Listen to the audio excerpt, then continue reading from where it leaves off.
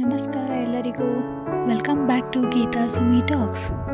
ಅಂದು ಶ್ರೀಕೃಷ್ಣ ಪರಮಾತ್ಮ ಜೋರಾಗಿ ಬೀಳ್ತಿರೋ ಮಳೆಯಿಂದ ತನ್ನ ಪ್ರಜೆಗಳನ್ನು ಮತ್ತು ಪ್ರಾಣಿ ಪಕ್ಷಿಗಳನ್ನು ಕಾಪಾಡುವುದಕ್ಕೋಸ್ಕರ ತನ್ನ ಕಿರುಬೆರಳಿನಿಂದ ಇಡೀ ಗೋವರ್ಧನ ಬೆಟ್ಟವನ್ನೇ ಎತ್ತಿದೆ ಎಂಬ ಕಥೆಯನ್ನು ಎಲ್ಲರೂ ಕೇಳಿ ಇರ್ತೀರ. ಆ ಸನ್ನಿವೇಶವನ್ನು ನೆನಪು ಮಾಡುವ ಒಂದು ಸ್ಥಳ ಅಂದರೆ ಅದು ಶ್ರೀಕೃಷ್ಣನ ಗೋವರ್ಧನ ಕ್ಷೇತ್ರ. ಇದು ಬೆಂಗಳೂರಿನ ಬಸವನಗುಡಿಯಲ್ಲಿದೆ.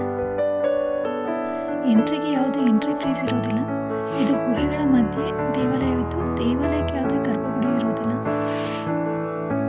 ನೀವು ನೋಡ್ತಿರ್ಬೋದು, ಬರೀ ಗುಹೆಗಳ ಮಧ್ಯೆ ದೇವಸ್ಥಾನ ನಿರ್ಮಾಣವಾಗಿದೆ.